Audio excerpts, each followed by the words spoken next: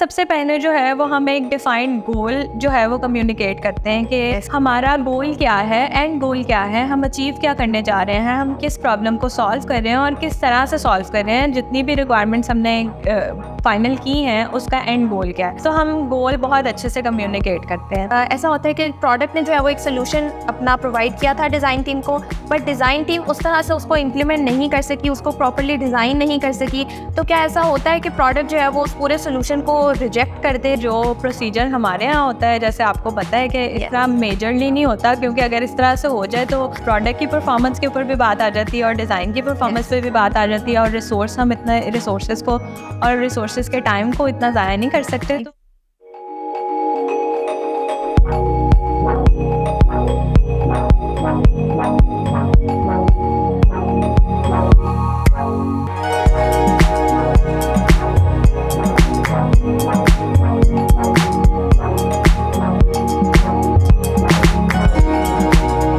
Welcome to the Tech Talk. Hi, my name is Fatma Amzad and I'm a senior UX designer at PF.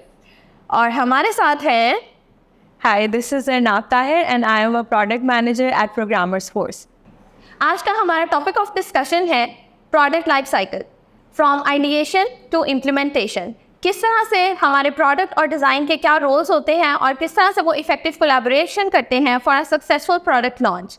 और जैसा कि आपको पता है कि सबसे पहले हमारे पास जो है वो प्रोडक्ट की इन्वॉल्वमेंट होती है, तो हम प्रोडक्ट से पूछते हैं कि कैसे वो आइडिएशन के कॉन्सेप्ट्स को एनालाइज करते हैं और उनके क्या प्रोसेस होते हैं।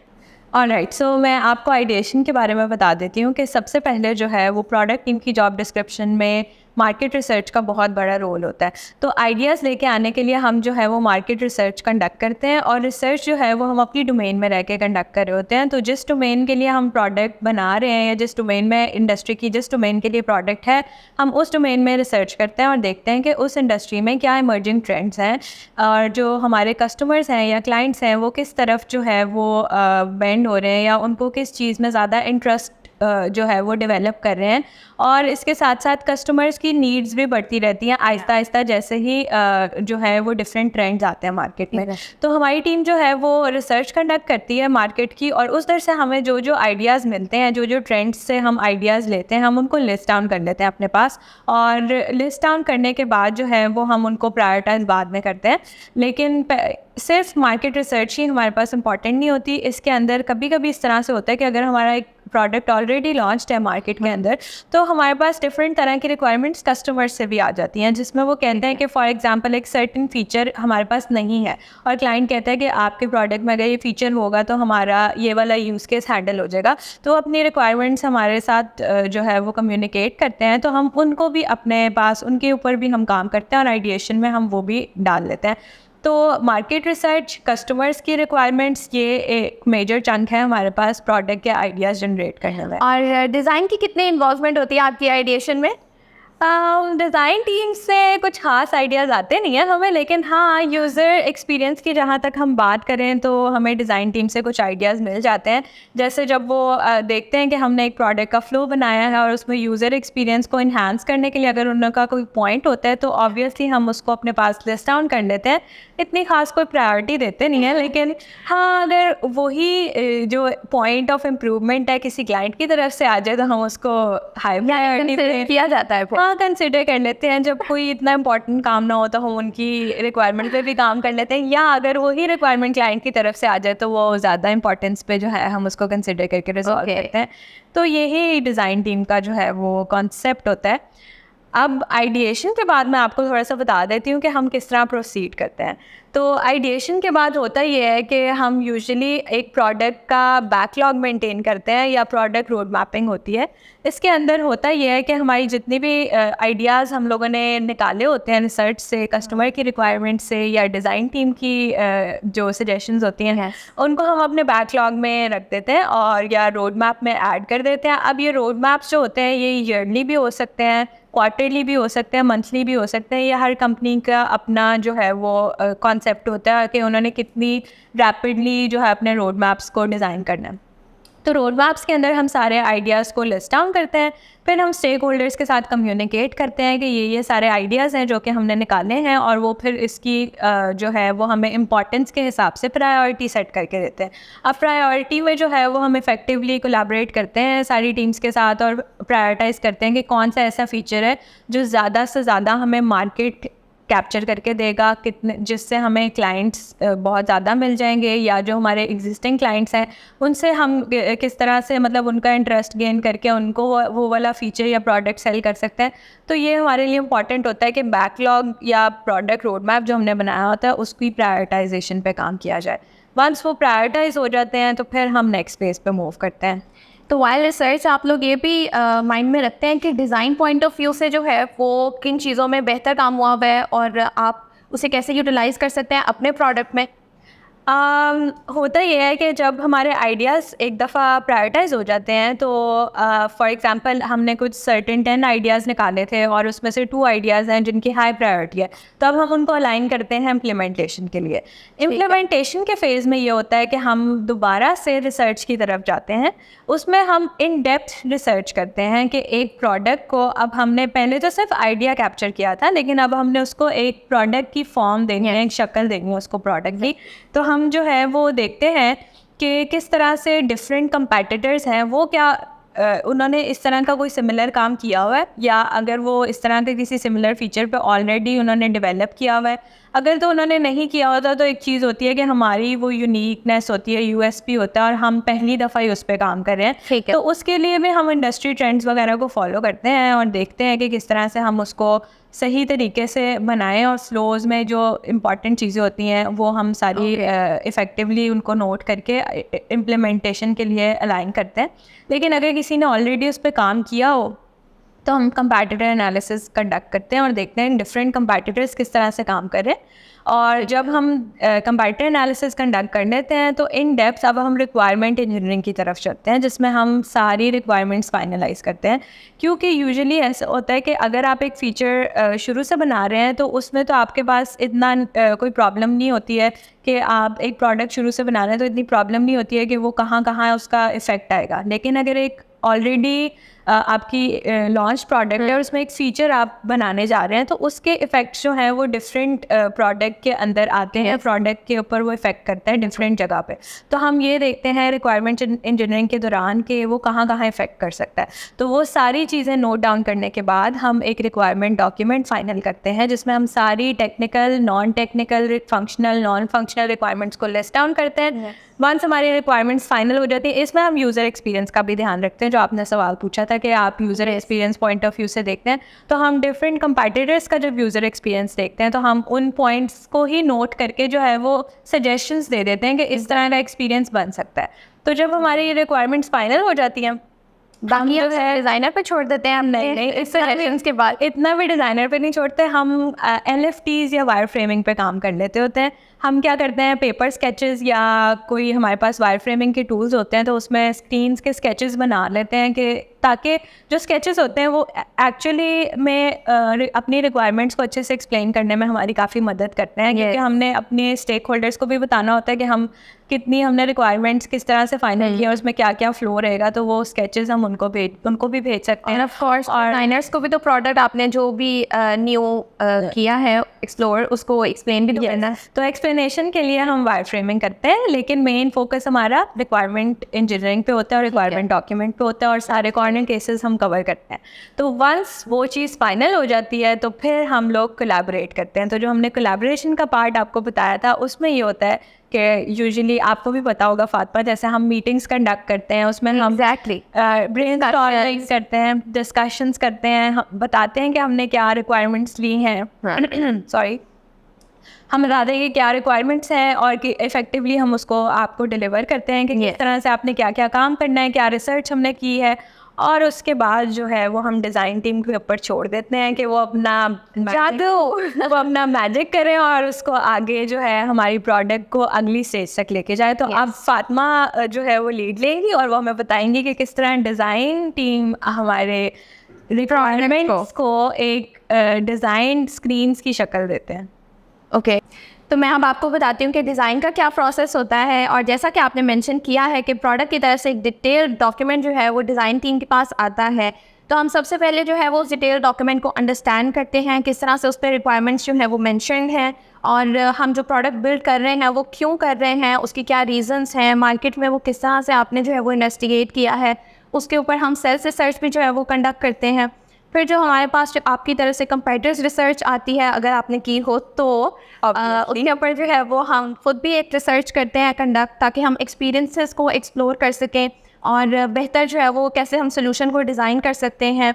इसके बाद जो हमारे कंपेटिटर्स के नेगेटिव्स होते हैं, हमने उनको भी प्लस पॉइंट्स अपने ऑब्वियसली ऐड करना है, और रिसर्च इसके ऊपर जो है ना वो फर्दर काफ़ी ज़्यादा कंडक्ट की जाती है फॉर बेटर एक्सपीरियंसेस। और अगर हमें फिर भी रिक्वायरमेंट्स में कुछ इश्यूज़ हों तो हम प्रोडक्ट को इन्वॉल्व करते हैं ताकि उनसे हम क्वेश्चंस कर सकें। बहुत सवाल पूछते हैं ये लोग। ठीक है, और जब हमारे पास जो है वो एक फुली सोल्यूशन जो हमने क्रिएट करना है उसकी रिक्वायरमेंट्स कंप्लीट हो जाती हैं, फिर हम क्रिएट करते हैं अपने पास यूज़र पर्सोनास, ताकि हम क्लियर कर सकें कि हमारे यूज़र्स हैं किस टाइप के, किस डोमेन के हैं, हम कैसे उनको प्रॉब्लम्स को सोल्यूशन प्रोवाइड करेंगे। जब हम अपने पर्सोनास क्रिएट कर लेते हैं, रिसर्च को फुली फाइनल कर लेते हैं, फिर हम आ जाते हैं अपनी स्क्रीन्स की डिज़ाइनिंग की तरफ। स्क्रीन बाय स्क्रीन हम फ्लो को जो है वो फाइनल करते हैं कि कितनी स्क्रीन्स हमारी बनेंगी। हम प्रोडक्ट को उसमें भी इन्वॉल्व एक दफ़ा करते हैं ताकि फ़्लो को हम फाइनल करें कि क्या स्क्रीन्स हमारे पास होंगी। जब हमारे पास स्क्रीन्स फाइनल हो जाती हैं तो हम उसका एक मेन फ़्लो रेडी करते हैं। मेन फ़्लो के अंदर भी जो है वो प्रोडक्ट को हम इन्वॉल्व करते रहते हैं ताकि हमें असिस्टेंस जहाँ पे भी रिक्वायर्ड है यूज़र्स को एक एक्स्ट्रा सोल्यूशन, एक यूनिक एलिमेंट्स ऐड करने के लिए हम इन्वॉल्व करें। फिर हमें जहाँ पे भी यूनिक एलिमेंट्स के लिए असिस्टिव टेक्स्ट वगैरह की ज़रूरत होती है, हम प्रोडक्ट को मैसेज करते हैं कि एक वर्ड दे दें, एक लाइन दे दें, एक टूल टिप का टेक्स्ट दे दें प्लीज़। एग्जैक्टली और फिर उसको जो है वो हम अपने एक सोल्यूशन में जो हमने डिज़ाइन करना है उसके अंदर सारी टूल टिप्स को, असिस्टिव टेक्स्ट को और हेल्प को जो है वो एक इंट्यूटिव वे में ऐड करते हैं और एक फुली जो है वो सोल्यूशन प्रिपेयर करते हैं। इस सोल्यूशन को डिज़ाइन करने के बाद हम इसके ऊपर जो है वो एक फ़ाइनल डिस्कशन कंडक्ट करते हैं। अच्छा, इससे पहले मेरा एक क्वेश्चन है जी। आप कुछ इस तरह के पॉइंट्स बता सकती हैं कि जो डिज़ाइन आपने किया है स्क्रीन्स को, उनको किस तरह से क्लियर, कंसाइज रखने के लिए कोई जो आपके पॉइंट्स हैं जो आप जहन में रखते हैं, उसमें कुछ टिप्स अगर आप शेयर करना चाहें तो। Yes, exactly. जो हम डिज़ाइन क्रिएट करते हैं उसमें हम यूज़र के पॉइंट ऑफ व्यू से बहुत ज़्यादा एक्सपीरियंस पॉइंट ऑफ व्यू से हमारी प्रायोरिटी रखते हैं, यानी यूज़र सेंट्रिक के साथ। एग्जैक्टली, हमारा यूज़र सेंट्रिक डिज़ाइन हो। ठीक है, इसके बाद हम इस चीज़ पे ध्यान रखते हैं कि जो हमारा डिज़ाइन है वो बहुत ज़्यादा minimal but clear, but still जो है वो उसके साथ अंडरस्टैंडेबल होना चाहिए। ठीक है, यूज़र के लिए चीज़ों को लोकेट करना, फाइंड करना बहुत ज़्यादा डिफ़िकल्ट ना हो। एक्सेसिबिलिटी का ध्यान इसके अंदर हम जो है वो रखते हैं कि जिस टाइप के भी हमारे पास यूज़र्स हों वो सारे ईजिली हमारे प्रोडक्ट को एक्सेस कर सकें, उसे यूज़ कर सके, ताकि उसका पर्पस जो है वो फुलफिल हो सके।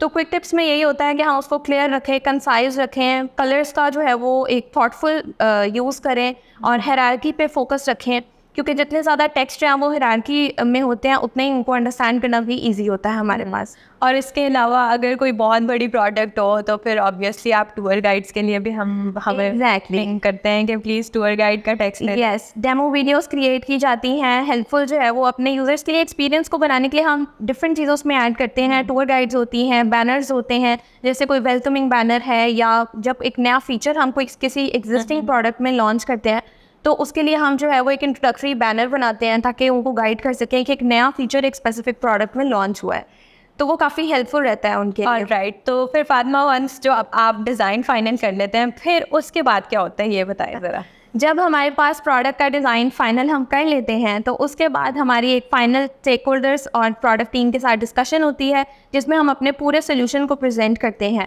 जब हमें अप्रूवल मिल जाता है अपने स्टेक होल्डर से भी और प्रोडक्ट से भी, अनलेस कि वो कोई भी जो है वो अपने फीडबैक्स देकर या स्टेक होल्डर्स रिक्वायरमेंट्स चेंज करके उसके अंदर एक न्यू फीचर या एलिमेंट ऐड करवा दें। ठीक है, तो वो सब जो है वो जब हमारे फाइनलाइज हो जाता है, जब कोई नई रिक्वायरमेंट नहीं आती है, तो डिज़ाइन को जो है वो हम फुली फाइनल करके टेक के लिए रेडी करते हैं कि टेक को जो है वो किस तरह से डिलीवर होगा। वो उसके लिए हम एक टेक हैंडओवर जो है वो रेडी करते हैं। जब वो टेक हैंडओवर हम टेक्निकल स्पेसिफिकेशंस के साथ, जिसमें हम एडिशनल नोट्स ऐड कर देते हैं, कोई रेफरेंस लिंक्स होते हैं वो ऐड कर देते हैं, ताकि फुली टेक हमारी जो है ना वो उसको हेल्पफुल रहे। जो हमने डिज़ाइन क्रिएट किए हैं वो बेशक आउट ऑफ द वर्ल्ड हो, बट उनके लिए रेफरेंसेस हम ऐड कर देते हैं। तो वो हमारी तरफ से रेडी हो जाता है टेक के लिए, और फिर टेक को जो है वो इम्प्लीमेंटेशन के लिए डिलीवर हो जाता है। ऑलराइट। तो जैसा मैंने आपको बताया है कि डिज़ाइन टीम की तरफ से एक फाइनल टेक हैंडओवर जो है वो प्रिपेयर होकर इम्प्लीमेंटेशन के लिए डिलीवर हो जाता है। तो मैं प्रोडक्ट से पूछना चाहती हूँ कि मीनवाइल आप लोग किस चीज़ पर जो है वो वर्किंग कर रहे होते हैं? ऑलराइट, सो मैं आपको बताती हूँ कि वंस हम इम्प्लीमेंटेशन फेज़ में अपने प्रोडक्ट या फीचर को भेज देते हैं, तो उसके बाद एक बहुत इंपॉर्टेंट पर्सपेक्टिव होता है मार्केटिंग का perspective. Usually marketing team responsible होती है मेजर मार्केटिंग के लिए, लेकिन मार्केटिंग टीम को जो है वो हमने अगर प्रोडक्ट के लॉन्च के लिए मार्केटिंग के लिए देना है तो उससे पहले कुछ प्री रेक्विजिट्स होते हैं जिस पर प्रोडक्ट टीम को काफ़ी काम करना होता है।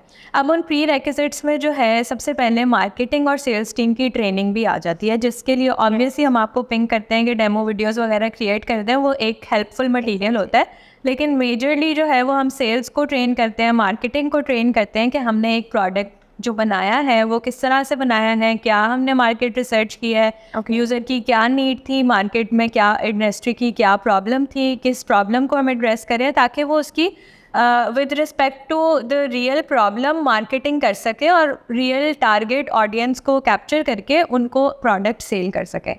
तो ट्रेनिंग आ जाती है। ट्रेनिंग के अलावा जो है वो हम कुछ और चीज़ों पे काम करते हैं जिसमें मार्केटिंग के कोलैटरल्स हो जाते हैं। यानी कि आप डिज़ाइन टीम के लिए जो है वो एक्स्ट्रा वर्किंग के लिए नई रिसर्च पे काम करते हैं। ऑब्वियसली हमें डिज़ाइन टीम की ज़रूरत पड़ती है कोलैटरल्स बनाने के लिए, क्योंकि हम कंटेंट वगैरह फाइनल करते हैं, हम देखते हैं कि हमने क्या क्या इन्फॉर्मेशन कोलैबोरेट करनी है थ्रू द कोलैटरल्स, लेकिन उसको डिज़ाइन करने के लिए और थोड़ा सुंदर दिखाने के लिए डिज़ाइन टीम की हमें हेल्प चाहिए होती है। तो कोलैटरल्स में हमारे पास किस तरह के कोलैटरल्स आते हैं मैं आपको बताती हूँ। कोलैटरल्स में हमारे पास प्रोडक्ट की गाइड्स आ जाती हैं, डेमो वीडियोस आ जाती हैं, जैसे आपने बैनर की बात की थी वो बैनर्स वगैरह आ जाते हैं, कोई फ्लो चार्ट्स अगर हमने डिज़ाइन करने हैं वो आ जाते हैं, वेबसाइट का क्या हमने कंटेंट देना है या वेबसाइट पे किस तरह से मेंशन करना है चीज़ों को वो हम डिसाइड करते हैं। उसके अलावा हम सेल्स भी आ जाएगी, एक्टली सेल्स पिच डेक के अंदर कोई चीज़ें हमने ऐड करवानी हैं तो वो किस तरह से ऐड होगी।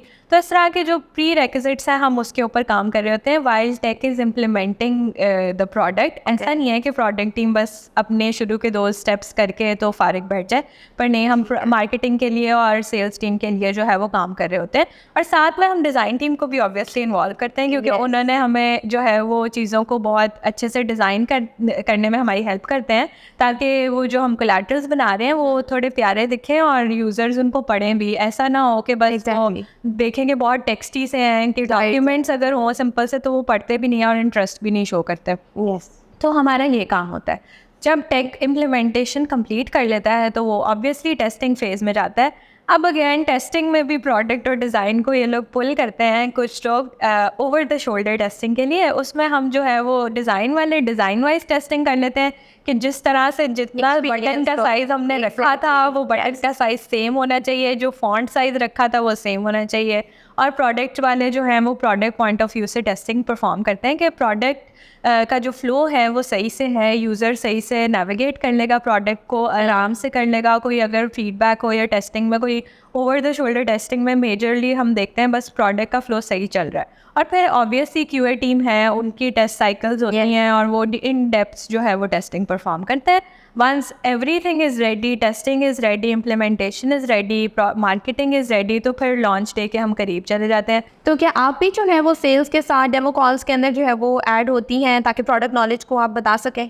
बेसिकली जो है वो हमारा कॉन्सेप्ट ये है कि हम सेल्स की जब ट्रेनिंग कर रहे होते हैं तो हम उनको इन्फॉर्मेशन या प्रोडक्ट नॉलेज कम्प्लीटली ट्रांसफ़र करते हैं और हम ट्रेनिंग के वक्त भी सेल्स टीम के साथ कॉल्स वगैरह कर लेते हैं। अब सेल्स जो है वो मेजरली जब क्लाइंट्स के साथ कॉल में जाती है तो मेजर सेल्स टीम का ही काम होता है कि वो प्रोडक्ट की नॉलेज को ट्रांसफ़र करें और क्लाइंट्स की क्यूरीज हैंडल करें।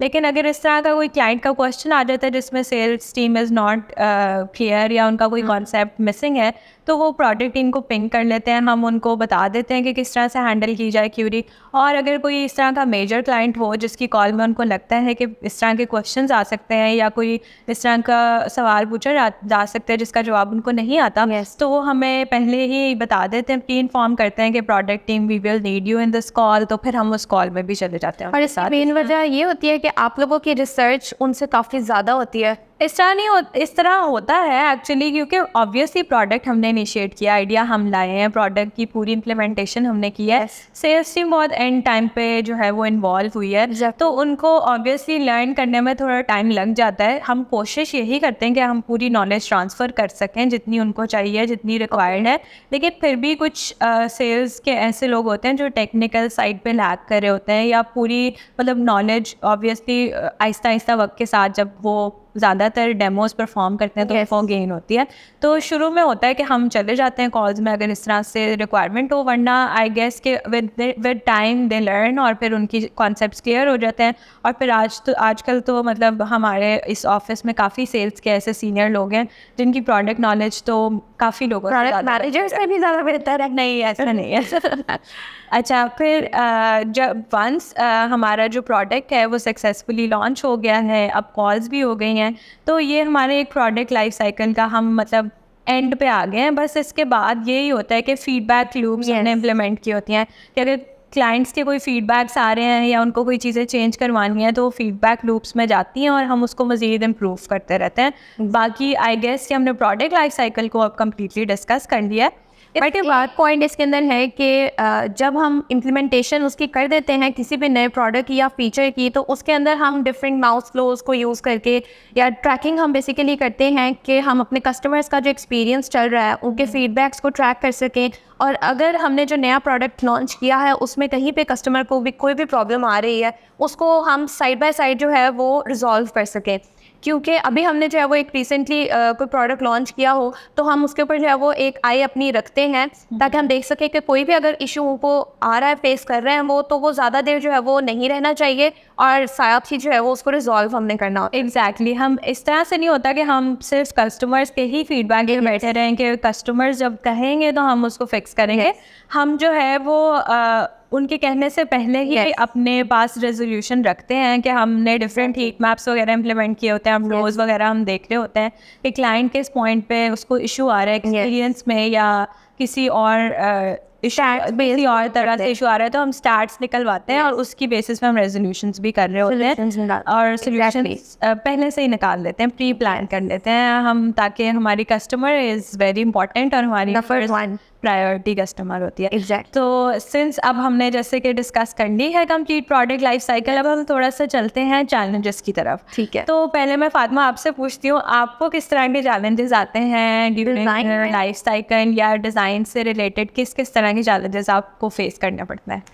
ठीक है, तो मैं इसके ऊपर जो है वो सबसे पहला चैलेंज कहूँगी कि मोस्ट ऑफ द टाइम्स ऐसा भी हो सकता है, मोस्ट ऑफ द टाइम्स नहीं बट हो सकता है ऐसा भी कि जो प्रोडक्ट आप लोग हमारे पास इनिशिएट करते हैं कि ये हम एक प्रोडक्ट लेकर आए हैं, उसे डिज़ाइन करना है, तो कभी कभी ऐसा होता है कि डॉक्यूमेंट्स जो हैं वो हमें इतना अंडरस्टैंडेबल नहीं होते हैं, हमें उसके लिए सेल्फ रिसर्च जो है वो कंडक्ट करनी पड़ती है, और जब हम उसमें सेल्फ रिसर्च करते हैं तो कंपेटिटर्स को देखना पड़ता है, कभी कम्प्लेक्सिटी जो होती है वो काफ़ी ज़्यादा होती है जिसमें हमें अंडरस्टैंडिंग में थोड़ी डिफ़िकल्टी होती है, और फिर हम वहाँ पे प्रोडक्ट को डेफिनेटली इन्वॉल्व करते हैं। तो ये एक चैलेंज होता है कि हर जो प्रोडक्ट होता है वो फ़ौरन से जो है वो समझ नहीं आता है, उसमें अंडरस्टैंडिंग में टाइम लगता है, तो ये एक चैलेंज जो है वो मेनली होता है। सेकेंडली हमारे पास ये चैलेंज होता है कि अगर एक ऐसा प्रोडक्ट हम लॉन्च कर रहे हैं जो ऑलरेडी हमारे कंपेटिटर्स जो है वो प्रोवाइड कर रहे हो, तो उसमें हम जो है वो एक ऐसा यूनिक एलिमेंट ऐड करके सोल्यूशन दें कि वो हमारे कंपेटिटर्स में स्टैंड आउट करे। वो ऐसा नहीं होना चाहिए कि बेसिक है या हमारे कंपेटिटर्स से भी लो है, तो एटलीस्ट या तो उनके लेवल का हो या डेफिनेटली उनसे अबव का हो। तो हम उसमें यूनिक एलिमेंट्स को आइडेंटिफाई करना एक चैलेंज समझते हैं ताकि हमारे यूएसपीज़ में वो ऐड हो सके, और ये हमारा जो है वो सेकंड चैलेंज होता है कि हम एक यूनिक सोल्यूशन प्रोवाइड करें। थर्डली जो है वो हमें चैलेंज होता है कि जो हमारा डिज़ाइन आ रहा है, क्योंकि हम इसमें सोल्यूशन के साथ डिज़ाइन पे भी फोकस करते हैं, तो जो हम डिज़ाइन प्रोवाइड करें वो विद इन जो ट्रेंड्स हमारे चल रहे हैं इंडस्ट्रीज़ में उनके अकॉर्डिंग हो, कोई आउटडेटेड जो है वो डिज़ाइन ना जाए, यूनिक मिनिमल डिज़ाइन जो है वो हमारी तरफ से इम्प्लीमेंट किया जाए। तो ये हमारा थर्ड चैलेंज होता है। इसके अलावा हमारे पास मेजर चैलेंज ये होता है जब रिक्वायरमेंट्स चेंज होती हैं और नए फीचर्स की इंट्रोडक्शन होती है, तो यहाँ पर जो है वो हमारे पास एक चैलेंज आ जाता है। ऑलराइट, सही कहा आपने फातिमा। ठीक है, जो कुछ आपने चैलेंजेस बताए मुझे लगता है कि वो कोलैबोरेशन से काफ़ी Yes, उसमें हेल्प, अगर मतलब जो जैसे आप कह रही हैं रिक्वायरमेंट्स क्लियर नहीं होती हैं, कोई कॉम्प्लेक्स चीज़ Yes. होती है, तो आई गेस कोलैबोरेशन एक मेन की है जो इन चैलेंजेस को Exactly. रिजॉल्व करे। और अब मैं थोड़े से चैलेंजेस आपको बता देती हूँ कि प्रोडक्ट टीम को किस Yes, तरह के बताएं। चैलेंजेस होते हैं। तो यूजुअली जो है प्रोडक्ट का जब हम आइडिएशन या कोई इस तरह की रिसर्च कंडक्ट कर रहे होते हैं तो रिसर्च थोड़ी चैलेंजिंग होती है, क्योंकि कभी कभी ऐसा होता है कि किसी ने भी इस तरह का काम नहीं किया होता, जो हम बहुत यूनिक काम जो है वो करने जा रहे होते हैं कि इंडस्ट्री में नया नया ट्रेंड आया और आपको जो है वो ये प्रोवाइड करना है प्रोडक्ट या फीचर। तो उसकी प्लानिंग फेज़, आइडिएशन फेज़ या रिक्वायरमेंट इंजीनियरिंग फेज़ थोड़ी ट्रिकी होती है, क्योंकि आपके पास कोई रेफरेंस नहीं होती जिसके ऊपर आप रिलाई कर रहे होते हो। तो आई गेस ये एक चैलेंज होता है। दूसरा चैलेंज जो है वो हमारे डिपेंडेबिलिटी होता है। जब हम किसी चीज़ पे डिपेंडेंट हो जाएं तो हम ऑब्वियसली इतना खुल के एक्सप्रेस नहीं कर सकते या इतना खुल के चीज़ें एलिमेंट्स ऐड नहीं कर सकते जब हमारी डिपेंडेंस वाला फैक्टर आ जाए, या किसी थर्ड पार्टी से हमने कोई जो है वो सर्विस लेनी है, उसको इंटीग्रेट करवाना है, तो ऑब्वियसली थोड़ी सी डिपेंडेंस होती है। इसके अलावा हाँ, रिक्वायरमेंट चेंज वाला जो चैलेंज है वो एक्चुअली ठीक है, वो स्टेक होल्डर्स में जो इम्पॉर्टेंट लोग होते हैं, अगर उनको कोई चीज़ नहीं सही लग रही है तो हम कोशिश पूरी करते हैं कि हम उनको अपनी बनाए हुए फ़्लो, अपनी रिक्वायरमेंट पे जो है वो उनसे उनको एक्सेप्ट करवा सके। लेकिन अगर स्टिल क्योंकि वो एक इम्पॉर्टेंट पोजीशन पे बैठे होते हैं तो उनकी रिक्वायरमेंट्स को हमें जो है वो इनकॉर्पोरेट करना पड़ता है, कंसिडर करना पड़ता है। इसके अलावा हाँ, चैलेंजेस होते हैं कभी कभार, प्रायोरिटाइजेशन के चैलेंजेस होते हैं। जब आपके पास 2-3 काम आ जाए और उन सब अर्जेंट प्रायोरिटी के हैं, क्लाइंट का काम है अर्जेंट प्रायोरिटी का है, प्रोडक्ट की लॉन्च अर्जेंटली आपके पास आ गई है, तो वो काफ़ी चैलेंजिंग होता है। उसमें आपने डिसाइड करना होता है, डिसीजन लेना होता है कि आपने कौन से वाले काम को ज़्यादा प्रायोरिटी देनी है और कौन से को थोड़ा सा पुश बैक करके आप बाद में भी कर सकते हैं। तो वो एक काफ़ी चैलेंजिंग चीज़ होती है। और बाकी आई गेस बाकी सारी चीज़ें हम देख लेते हैं। तो इस तरह के ही कुछ चैलेंजेस हैं जिन पे हमें काम करना पड़ता है। और आई थिंक कि ये चैलेंजेस इतने बड़े नहीं होते हैं अगर हम इसके लिए देख सकें। अगर एक चैलेंज आता है ना आपको, तो आपको हमेशा उससे लर्न करना चाहिए और आपको देखना चाहिए कि आपको चैलेंज आया है तो उसके पीछे आपको रूट कॉज एनालिसिस करना चाहिए, देखना चाहिए कि क्यों ये चैलेंज आया या प्रॉब्लम या इशू क्यों आया और इसके पीछे क्या रीज़न थी। और जब आप वो आइडेंटिफाई करके उसको ट्रीट करते हैं तो वो इन फ्यूचर आप उन चैलेंजेस को जो है वो इजीली हैंडल कर सकते हैं या वो इन फ्यूचर प्रिवेंशन की तरफ चला जाता है। और ऐसा लगता है आपको कि चैलेंजेस का होना ज़रा ज़रूरी भी है ताकि हमारे काम में थ्रिल जो है वो बना रहे? एग्जैक्टली, मुझे तो ऐसा लगता है चैलेंज जब आता है मुझे तो मज़ा आता है उस काम है ना, उस काम को कंप्लीट करने का। कि जब एक चैलेंजिंग काम हो, ईजी काम हो ना तो बहुत टेंशन, पता नहीं मुझे तो अजीब सी टेंशन होती है कि ये तो बहुत जल्दी से हो गया है, शायद मैं कुछ मिस तो नहीं कर रही इसमें, इतना आसान काम था। तो मुझे तो चैलेंजिंग काम करना बहुत ज़्यादा इंटरेस्टिंग होता है। जब तक टेंशन ना हो कि इस काम को किस तरह कंप्लीशन की तरफ लेके जाना है, बहुत ज़्यादा काम करना पड़ेगा, तब तक मुझे लगता है मज़ा नहीं आता। तो आई गेस चैलेंजिंग चीज़ एक अच्छी चीज़ होती है।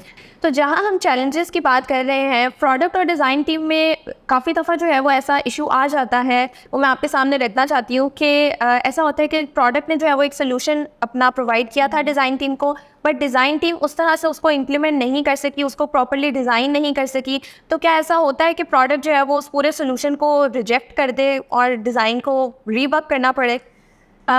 ऐसा होता है काफ़ी जगह पे, लेकिन हम लोगों ने जैसे टिप्स आपको बताई हैं या जो प्रोसीजर हमारे यहाँ होता है, जैसे आपको पता है कि इस तरह मेजरली नहीं होता, क्योंकि अगर इस तरह से हो जाए तो ये प्रोडक्ट की भी मतलब प्रोडक्ट की परफॉर्मेंस के ऊपर भी बात आ जाती है और डिज़ाइन की परफॉर्मेंस पे भी बात आ जाती है। और रिसोर्स, हम इतने रिसोर्सेज को और रिसोर्सेज के टाइम को इतना ज़ाया नहीं कर सकते। तो यूजुअली हम प्रिवेंशन के लिए ये करते हैं कि हम जो है वो कोलैबोरेट करते रहते हैं साथ साथ। जब डिज़ाइन टीम काम कर रही होती है और रिक्वायरमेंट्स हमने क्लियर किए होते हैं वो डिस्कस कर रहे होते हैं साथ साथ, मैं नज़र भी रखती हूँ कि डिज़ाइन टीम किस तरह से फ्लो बना रही है।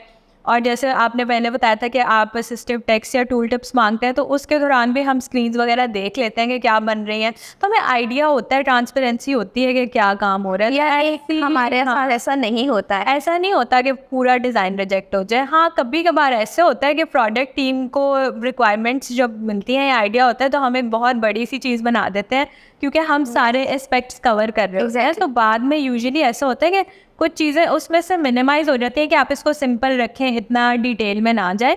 तो जैसा आपने बताया कि ये इश्यूज़ हमें जो है वो रेयरली फेस करने पड़ते हैं और बहुत ज़्यादा नहीं होते हैं, तो डेफिनेटली इसके पीछे कोई तो टिप्स ऐसी होंगी जो हम टीम्स जो हैं वो यूज़ करती हैं, तो आप शेयर करेंगे कि वो क्या इफ़ेक्टिव टिप्स हैं? श्योर। अच्छा, तो जैसे हम लोगों ने ऑलरेडी भी डिस्कस की हैं कुछ टिप्स, मैं आपको अगेन रिपीट कर देती हूँ क्विकली, ताकि हम इसको जो है वो कंक्लूड कर सकें अपने सेशन को। तो टिप्स में सबसे पहले जो है वो हम एक डिफाइंड गोल जो है वो कम्युनिकेट करते हैं कि हमारा गोल क्या है, एंड गोल क्या है, हम अचीव क्या करने जा रहे हैं, हम किस प्रॉब्लम को सॉल्व कर रहे हैं और किस तरह से सॉल्व कर रहे हैं, जितनी भी रिक्वायरमेंट्स हमने फाइनल की हैं उसका एंड गोल क्या है। तो हम गोल बहुत अच्छे से कम्युनिकेट करते हैं। दूसरी टिप जो है वो ब्रेनस्टॉर्मिंग सेशंस हैं जो कि हम कंडक्ट करते हैं, जिसमें हम कोलैबोरेटिवली जो हमने सोचा होता है कि किस तरह का फ्लो होगा वो कम्युनिकेट करते हैं, अपनी रिक्वायरमेंट्स कम्युनिकेट करते हैं। फिर डिज़ाइन टीम भी हमें बिफोर वर्किंग ही थोड़ा सा बता देती है कि उनकी अंडरस्टैंडिंग क्या हुई है और वो किस तरह से प्लान करें चीज़ों को। तो ब्रेनस्टॉर्मिंग सेशंस आर इम्पॉर्टेंट। उसके बाद एक टिप ये है कि हम ट्रांसपेरेंसी रखते हैं throughout the process as well. तो ट्रांसपेरेंसी में यही है कि डिज़ाइन टीम जो स्क्रीन्स फाइनल कर लेती है, मेजर फ्लो फाइनल करने के बाद हमें एक दफ़ा बता देती है कि उन्होंने ये फाइनल किया और वो इस पे काम करेंगे, तो हम गो हेड दे देते हैं कि ठीक है आप सही काम कर रहे हैं। अगर कोई फीडबैक होता है तो हम पहले ही बता देते हैं कि इसको इनकॉर्पोरेट कर लें। तो इससे ये होता है कि हमारी मेजर कोई रिक्वायरमेंट चेंज नहीं होती, माइनर कुछ एलिमेंट्स होते हैं जो हम ट्वीक कर लेते हैं बाद में अगर स्क्रीन्स बन गई उसके बाद। तो ट्रांसपेरेंसी इज़ वेरी इंपॉर्टेंट। इसके बाद बाउंड्रीज़ का भी आपको पता होना चाहिए। मुझे लगता है कि बाउंड्रीज़ डिफाइंड होनी चाहिए। प्रोडक्ट टीम को पता होना चाहिए कि उन्होंने कितनी हद तक कोलैबोरेट करना है डिज़ाइन में, और डिज़ाइन को पता होना चाहिए कि उन्होंने कितना प्रोडक्ट टीम से नॉलेज गेन करना है और किस तरह अपने डिज़ाइन की नॉलेज को एक्सेप्ट करवाना है प्रोडक्ट टीम से। तो जब आपको अपनी अपनी बाउंड्रीज़ का पता होता है तो मेरे ख्याल से हम फड्डों से भी बच जाते हैं और कोई लड़ाइयाँ नहीं होती हैं और सबको पता होता है कि हमारा इतना काम है, उनका इतना काम है। तो बाउंड्रीज़ आर रियली इम्पॉर्टेंट। और इसके अलावा मेरे ख्याल से एंड पे जब फाइनल होता है तो हम एक फ़्लो देख लेते हैं। तो मेरे ख्याल से ये कुछ टिप्स थी जो काफ़ी इंपॉर्टेंट हैं। अगर आप इस पे काम करेंगे तो इस तरह की प्रॉब्लम नहीं आएगी कि आप अपने रिसोर्सेज ज़ाया कर रहे हो या आपने एक बहुत बड़ा फ़्लो बना लिया है 2 वीक्स लगा के और वो पूरा रिजेक्ट हो जाए। थैंक यू जरनाब, काफ़ी हेल्पफुल टिप्स जो है वो आपने हमारे साथ इफेक्टिव कोलैबोरेशन की शेयर की हैं। Thank you. अब मुझे लगता है हमें इसको कंक्लूड करना चाहिए। मेरे काफ़ी टास्क पेंडिंग पड़े हैं फातिमा। डेफिनेटली मेरे भी जो है वो टास्क पेंडिंग में पड़े हैं। तो let's conclude this session here. I hope कि आज आपको काफ़ी ज़्यादा प्रोडक्ट और डिज़ाइन टीम का जो है वो वर्क प्रोसेस समझ आया होगा और उनका जो थ्योरी होती है, जो नॉलेज होता है वो गेन हुआ होगा और ये काफ़ी हेल्पफुल रहा होगा आप लोगों के लिए। So thank you so much for watching. We will see you next time. अल्लाह हाफ़िज़।